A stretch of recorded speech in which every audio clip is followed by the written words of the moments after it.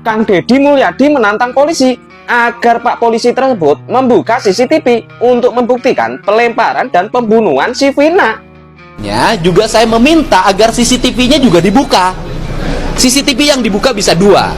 Yang pertama, kalau ingin mengejar tuduhan pelemparan, buka CCTV-nya Indomaret. Karena posisi mereka, SMP 11 itu di sampingnya ada Indomaret. Kalau kemudian CCTV terjadinya peristiwa kematian Eki dan Vina, itu kan ada di flyover. Lah, Kembali lagi di IO Channel.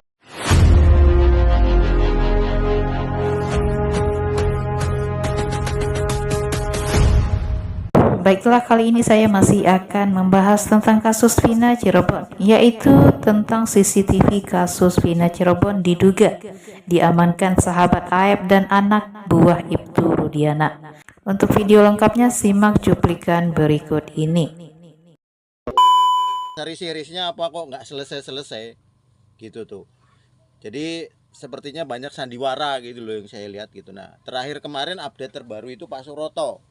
Siapa Pak Suroto? Pak Suroto ini adalah seorang perangkat desa dari Kecomberan. Kecomberan itu nama desa, Kecamatan Talun. Di Jembatan Vina. Ada jembatan namanya Jembatan Kepompongan.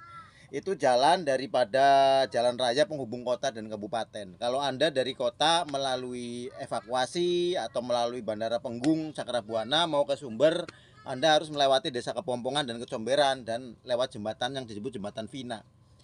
Kalau sebelah timur Jembatan Vina itu desa Kepompongan, Kecamatan Talun. Kalau sebelah barat desanya Kecomberan, Kecamatan Talun. Jadi Pak Suroto ini adalah seorang saksi. Saksi yang pertama kali menemukan Vina dan menolong Vina dan Eki, bahkan membawa ke rumah sakit. Dan Pak Suroto ini ikut hadir di dalam persidangan atau pengadilan Eki dan Vina, seperti itu. Nah, menurut Pak Suroto nih, kejadian Eki dan Vina itu bukan di jembatan, bukan. Seperti yang dibilang orang, bukan, tetapi sekitar 100 meter di arah barat Jembatan Vina. Ini menurut Pak Suroto ya, karena Pak Suroto yang pertama kali menolong Vina, bahkan nganter sampai rumah sakit dan jadi saksi di persidangan. Nah, ini kejadiannya menurut Pak Suroto bukan di trotoar ya, atau lagi di rumput, tetapi di aspal. Di aspal atau jalan raya. Di mana masuk desa Kecomberan, Kecamatan Talun. Nah, itu di sebelah barat Jembatan Vina sekitar 100 meter. Dan menurut Pak Suroto ini katanya waktu itu jam 10 malam, sekitar jam 10 malam dan hujan katanya itu. Darahnya sampai ngelocor ke sana katanya seperti itu. Tetapi banyak sekali di medsos, beredar foto Eki dan Vina tergeletak. Ya, itu jelas-jelasan Eki dan Vina, di mana Vina ditutupin jaket warna biru putih dan Eki tergeletak, ada helmnya juga pakai kaos hitam. Nah, itu. Saya juga punya foto yang beredar di media sosial, saya simpan foto Eki gitu tuh, dan Vina juga foto Eki ketika dibawa ke rumah sakit, saya simpan ada di handphone saya lihat di sebuah statusnya siapa itu di Facebook, ada lah gitu tuh, saya simpan. Oh iya, ini fotonya seperti ini, bahkan itu beredar fotonya di mana-mana gitu tuh. Itu foto Eki dan Vina. Tetapi menurut Pak Suroto, ketika saya lihat di sebuah video, menurut Pak Suroto fotonya tidak seperti itu posisinya katanya tuh. Katanya posisi Vina itu sekitar 5 atau 6 meter lah dari Eki. Sedangkan itu kalau yang di foto yang beredar itu si Eki sama Vina kan seperti berdekatan ya. Seperti berdekatan. Eki sama Vina di foto yang beredar itu paling jaraknya ya berapa senti gitu tuh berdekatan. Tapi menurut Pak Suroto jaraknya sampai 5 meter. Yang jadi pertanyaan, foto yang beredar itu siapa yang memfoto? Yang jadi pertanyaan itu kan foto dan Eki dan Vina ya yang beredar di media sosial. Itu siapa yang memfoto? Pertanyaannya seperti itu, perlu diselidiki itu. Siapa yang memfoto? Dan di situ banyak sekali kaki pakai sepatu gitu tuh. Harus diselidiki itu sebenarnya siapa yang memfoto. Itu jelas-jelasan kan Eki dan Vina kan itu yang tergeletak ya, yang di foto beredar. Tetapi menurut Pak Suroto, saya dengar tadi di sebuah tayangan katanya tidak seperti itu gitu tuh, tidak seperti itu.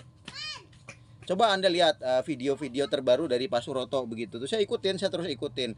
Kenapa saya ikutin? Karena saya orang Cirebon, saya pingin kasus Vina ini terang benderang begitu, nggak ada tutup-tutupan. Karena apa? Kita orang Cirebon pegang marwah ya. Kita hidup di Cirebon harus berterima kasih pada leluhur Cirebon, yaitu Mbah Kuwu Cirebon dan Sunan Gunung Jati. Sunan Gunung Jati punya penatah petitih. Anda orang Cirebon, kalau nggak kenal Petata Petiti Sunan Gunung Jati, Anda belum layak jadi orang Cirebon ya. Harus tahu kalau wong Cirebon, ngaku wong Cirebon kudu weruh Petata Petiti Sunan Gunung Jati. Bukan cuma isun titip tajuk lan fakir miskin saja, itu Petata Petiti yang umum pesannya. Tapi ada Petata Petiti Sunan Gunung Jati yang bagus, yaitu aja membelai wong kang salah, jangan membela orang yang salah. Aja lelaku bobat, jangan berbohong, jangan memanipulasi. Itu ada Petata Petiti. Dan ada lagi, siran duwe akhlak yang mulia. Kamu harus punya akhlak yang mulia. Itu Petata Petiti Sunan Gunung Jati Cirebon. Kalau Anda mengaku sebagai orang Cirebon, tinggal di Cirebon, makan minum, cari makan, cari uang, bahkan di Cirebon, oh yes di Cirebon, di sini ya harus patuhi Petata Petiti. Ya kalau nggak pingin, punten maaf walat. Seperti itu. Karena Petata Petiti ini adalah pesan dari orang suci, ya, pendiri Cirebon, Wali Songo, bahkan wali kutub, pemimpin para wali, yaitu Sunan Gunung Jati Cirebon. Itu Petata Petitinya seperti itu. Isun titip tajuk lan fakir miskin. Titip tajuk itu apa? Musola, masjid, langgar. Para fakir miskin harus diperhatikan. Aja lelaku bobat, jangan bohong. Aja bela wong kang salah, jangan bela orang yang salah. Dua akhlak yang mulia, punyalah akhlak yang mulia. Itulah pesan dari Sunan Gunung Jati. Kalau mau dilanggar silakan, tinggal dirasakan saja. Itu kenapa saya ikut-ikutan begitu tuh membahas kasus Vina, karena apa? Saya merasa orang Cirebon. Dan bukan cuma teori saja. Kita di Cirebon begitu. Di Cirebon itu Cirebon kota wali, hidupkanlah marwahnya seperti itu. Makanya ini saya harap ya, semoga semuanya bisa berkata jujur terus terang apa adanya ya. Ya, berkata jujur terus terang apa adanya. Supaya apa? Supaya terang benderang kasus Vina ini. Ini ada Pak Suroto yang memang dia notabene-nya adalah penolong Vina yang pertama kali. Saya sangat senang Pak Suroto bisa muncul ke layar kaca, ke berita. Pak Suroto yang menolong Vina, bahkan mengantar Vina sampai rumah sakit. Bahkan Pak Suroto menjadi saksi di pengadilan untuk persidangan kasus Vina ya. Menurut Pak Suroto kejadian itu sekitar jam 10 malam ketika hujan ya. Nah, tetapi foto-foto Eki dan Vina ini benar foto Eki dan Vina yang beredar kan di sana di media sosial. Itu bukan nggak ada hujan, lihat aja aspalnya kering. Lihat aja foto Eki dan Vina yang beredar di media sosial itu aspalnya kering. Aspal kering ya. Eki dan Vina berjejer begini, nggak jauh. Kalau menurut Pak Suroto kan jaraknya ada 5 meter. Dan menurut Pak Suroto ketika ada saya lihat di tayangan media sosial itu, Pak Suroto ketika ditanya apakah ini foto Eki dan Vina posisinya begini, kata Pak Suroto tidak, saya dengarnya seperti itu.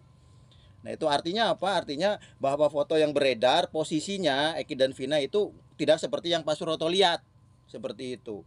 Pak Suroto ini saksi loh, saksi pertama yang bawa Eki dan Vina menolong. Posisinya tidak seperti itu, tidak seperti yang di foto yang beredar Eki dan Vinanya. Tapi yang di foto itu yang diyakini Eki dan Vina juga. Kalau toh itu yang di foto Eki dan Vina, pertanyaannya siapa yang memfoto ya, dan tujuannya apa? Seperti itu. Perlu diselidiki karena di situ juga banyak kaki-kaki orang pakai sepatu. Nah itu diselidiki itu ya. Semoga kasus ini cepat selesai ya.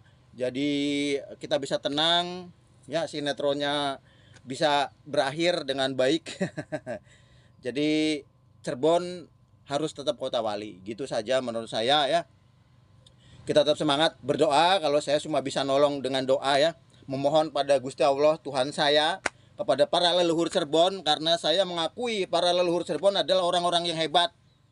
Jauh dibandingkan dengan para tersangka kasus Vina, jauh. Para tersangka kasus Vina itu nggak ada apa-apanya dibandingkan dengan para leluhur yang ada di Cirebon. Betul nggak? Jadi kita harus makin giat berdoa, makin giat bertawasul begitu, karena tawasul adalah doa yang dipanjatkan kepada Tuhan Yang Maha Kuasa, mendoakan para leluhur, karena jasa leluhur Cirebon ada kita di sini karena jasa para beliau. Itu saja dari saya. Ayo kita jaga Indonesia harus tetap Bhinneka Tunggal Ika, walaupun berbeda-beda tetapi tetap satu. Pancasila dan sila kelima, keadilan sosial. Keadilan sosial. Keadilan sosial bagi seluruh rakyat Indonesia harus benar-benar ditegakkan. Jangan cuma slogan saja. Itu saja dari saya. Rahayu saing dumadi, semoga Indonesia selalu diberkahi oleh Tuhan Yang Maha Kuasa dan oleh para leluhurnya. Kita jangan sampai lupa purwadaksinya. Kita harus ingat kepada leluhur kita. Terima kasih. Teriring salam dan doa dari saya, Ki Ontono Gorojo dan keluarga besar Laskar Macanali Kasunan Cirebon, keluarga besar Wargi Jati Keraton Kasepon Cirebon. Semoga kita semua mendapatkan berkah dan kebaikan dari Tuhan Yang Maha Kuasa. Salam Rahayu Sang Dumadi. Assalamualaikum warahmatullahi wabarakatuh. Dan Anak buah dari Ibtu Rudiana baru-baru ini disebut menjadi sahabat dari Aep yang mengetahui kejadian Vina Cirebon. Anak buah Ibtu Rudiana itu diduga diam-diam mengamankan rekaman CCTV Vina Cirebon secara diam-diam. Rekaman CCTV tersebut dapat menjadi bukti kuat dalam mengungkap kasus yang terjadi sebenarnya. Karena pada persidangan tahun 2016 lalu, CCTV tidak pernah dibuka hingga saat ini. Dikutip dari YouTube Tribun News Bogor, hal tersebut diungkap oleh Sauri, seorang pemilik warung depan tempat pencucian motor, tempat Aep dan Dede bekerja. Aep yang merupakan saksi dalam pembunuhan Vina Cirebon ini memiliki kedekatan dengan anak buah Ibtu Rudiana. Sauri tidak memberi nama lengkap anggota polisi yang merupakan teman dari Aep itu. Namun ia menyebut jika anggota polisi itu merupakan baser dari unit narkoba Polresta Cirebon.